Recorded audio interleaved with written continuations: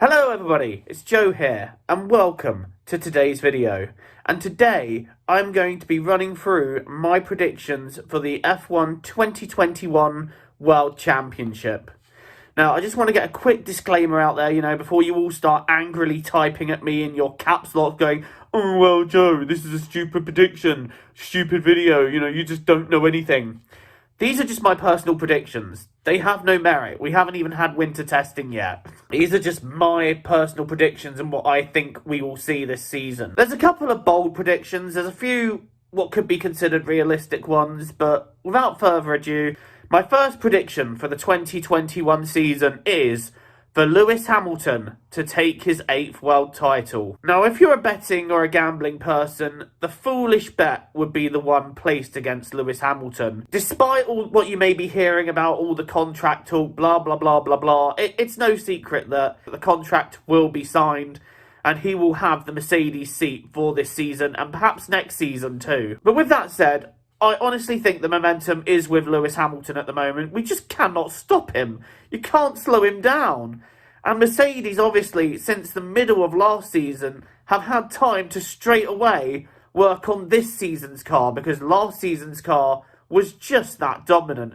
And I know what people are going to say. Oh, well, Red Bull were catching up by the end of the year. Yeah, because Mercedes had stopped developing that season's car and already started on the following seasons.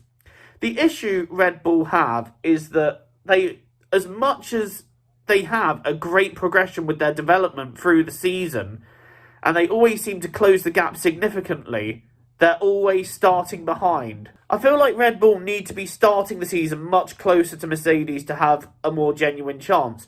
And I do believe that Max Verstappen could have a good shot at going for the title if Red Bull could give him the car. But here's the thing, Max's Achilles heel right now appears to be his impulsive nature on track and in wheel-to-wheel combat, as proven by a few moves that we've seen for his career, most notably the overtaking attempt he made on Sergio Perez at last year's Turkish Grand Prix. I do think that this season it could be a little bit closer than last season, but ultimately I still think that Lewis is the favourite for the title. The second prediction I have is that Red Bull's new signing, Perez, will be closer to Max than Albon and Gasly, but ultimately will struggle to match or beat him. Now, Perez is not a bad driver at all. We have seen many times just what Checo can do with a midfield car. Regular podiums and just always sort of there or thereabouts in the points.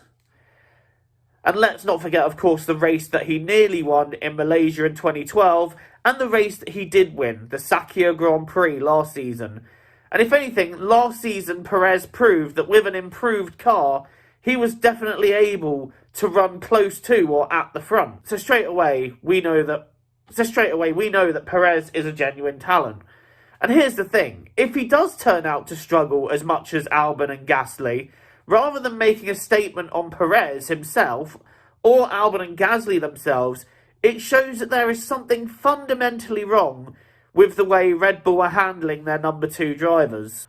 But the one thing I'll say Checo's got going for him is he does know how to manage his tyres for a race, and these days that is one of the most critical things. So in race trim, who knows? He could prove me wrong and he could be right up there with his teammate. Time will tell. Number 3, and we have got a bold prediction here. Fernando Alonso will win one race this season. Now, a lot of people are looking at Alonso's comeback and comparing it to Schumacher's, but here's the thing. When Schumacher went out and came back, in those 3 years, he did little to no racing, little to no training, and by the time he came back, the regulations had changed to a point where he couldn't even get on top of it. With Fernando, since he left F1 at the end of 2018, he's always been in racing. He's been partaking in World Endurance Championship, in the Indy 500, and he's just stayed active. So I'm fairly confident that he will have lost none of his racecraft. And let's be honest, through the years, if we get a race that is crazy like Istanbul last year or Germany 2019, one driver that often finds his way to picking up the scraps when other drivers leave them is Fernando Alonso. History has shown that his experience will also help him shine through on those days. So if we get a race like that in 2021, and I think we will, that will be the one that Fernando Alonso wins. My fourth prediction is for Aston Martin, and that's the battle between Lance Stroll and Sebastian Vettel will be close, but I think Lance Stroll might just edge it. Again, this one could be seen as a bold prediction because Sebastian Vettel is obviously a four-time world champion. But through the last couple of years, we've seen a bit of a downfall in Sebastian's performance. How much of that is Ferrari related, how much of that was him losing motivation at Ferrari remains to be seen. But I don't know. Something tells me that Lance Stroll is just about going to edge it. Last season, we saw a significant improvement with Stroll. Up until last season, I'm not going to lie, I was one of these people that was saying, I don't think he's got what it takes to be an F1. But last season, he more than proved himself worthy of an F1 seat. And I know that a lot of people say, oh, well, he's only there because of daddy's money. And, half of them would be right, because Lawrence Stroll did buy out the Racing Point team, which have now become Aston Martin. And he did get his son into the team. I think last season showed that Lance Stroll does belong in F1, and I think this season is kind of make or break for him. But I feel that Sebastian Vettel was more to lose, so I think the pressure is more on him. And the thing that we've seen is that Sebastian Vettel just doesn't seem to handle the pressure that well. So this is why I think Lance Stroll will just edge it that bit more. Of course, you are more than welcome to disagree with me and challenge me on this. This is just my personal thought. I just don't think Sebastian Vettel's... I don't think his heart's in it, but we'll see. We'll see. I am more than happy to be proved wrong on that one. My fifth prediction is that McLaren will significantly close the gap to the front two teams. Well, the two big stories for McLaren have got to be, one, Daniel Ricciardo joining the team, and with that comes the nickname Team Meme now, because you've got the two jokers of the field, if you like, Daniel Ricciardo and Lando Norris together. So that's going to be a laugh a minute. But obviously the other story is McLaren obtaining Mercedes engines. So the iconic McLaren-Mercedes partnership is back. And with that could be a shot in the arm for McLaren's performance. And let's be honest here, we've got two drivers in that team that are very hungry to prove themselves. Daniel Ricciardo, he was a very strong driver in Red Bull until he left and joined Renault.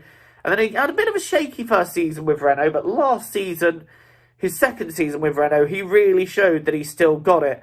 And I think he'll want to prove that in a car that's closer to the front.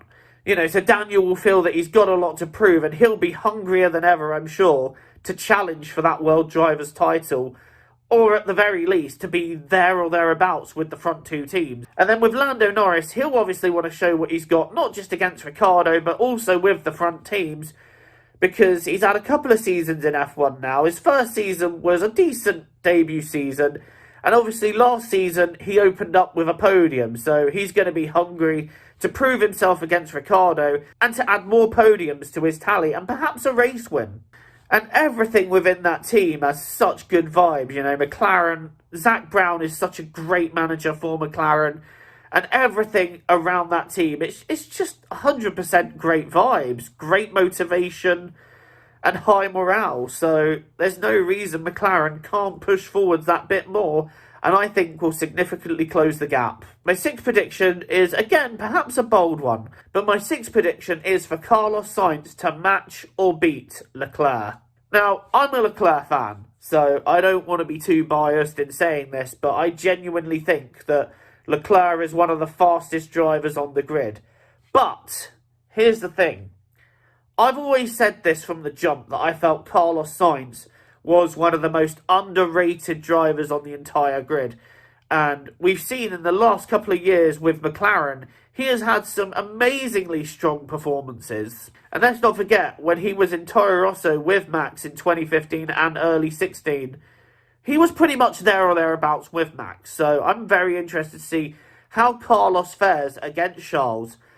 The one thing that I think could let Charles down, and this is why I reckon Carlos could equal him or best him, is Charles still has this tendency to make quite a few of these little mistakes which are ultimately costing him.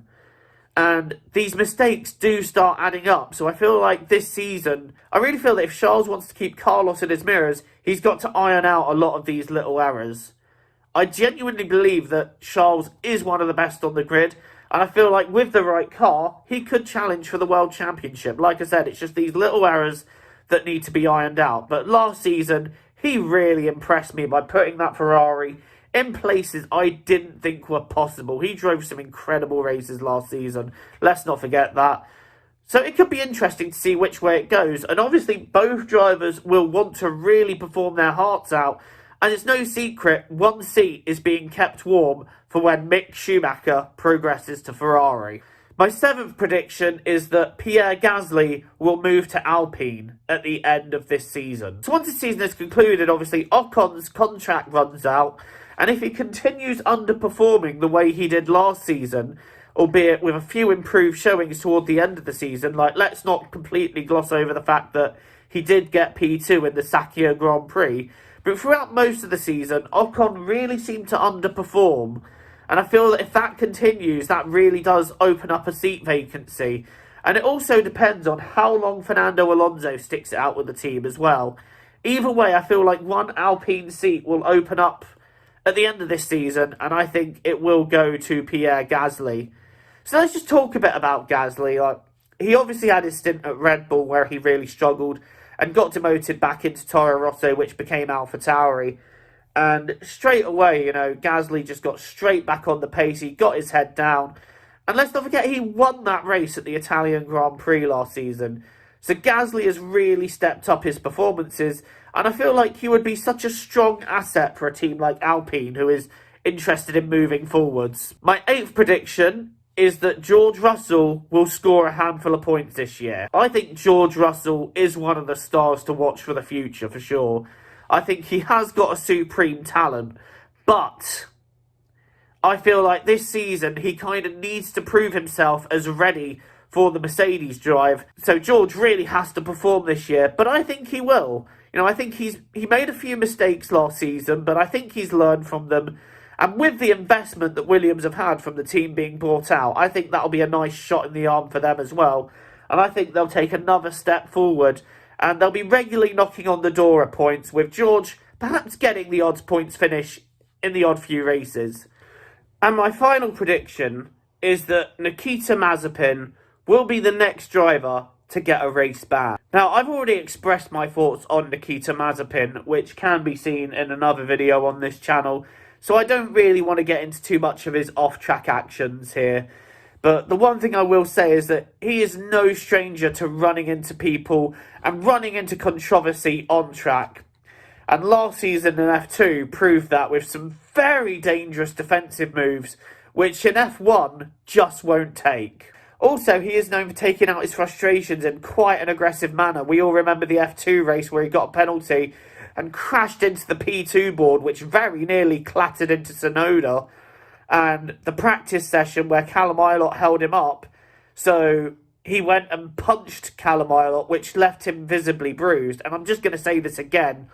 This was for a practice disagreement in a practice session. So when you add all that up together, these are behaviours which the FIA are simply not going to condone. Well, that's my predictions for this year's Formula 1 World Championship. What do you think is going to happen? What bold predictions do you have? Do you agree with my predictions? Do you disagree with them? Do you think half are right and half are off? Let me know in the comments box below what you thought, as well as dropping your predictions for the upcoming season. Till the next video, I've been Joe. Stay safe, look after yourselves, and I'll see you all in the next video. Bye-bye for now.